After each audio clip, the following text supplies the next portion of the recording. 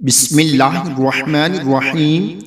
مغرب کی نماز کے بعد تنہائی میں حضرت مسلم بن حارث رضی اللہ تعالی عنہ فرماتے ہیں کہ رسول اللہ صلی اللہ علیہ وآلہ وسلم نے ان کو خصوصیت کے ساتھ تلقین فرمائی کہ جب تم مغرب کی نماز ختم کرو تو کسی سے بات کرنے سے پہلے 7 مرتبہ یہ دعا کرو: اللہم اجرنی من النار، اللہم اجرنی من النار، اے اللہ مجھے دوزخ سے پناہ دے۔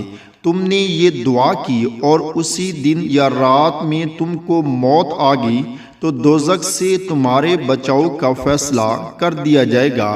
اللہ تعالیٰ سے دعا ہے کہ اللہ تعالیٰ عمل کی توفیق عطا فرمائے، آمین۔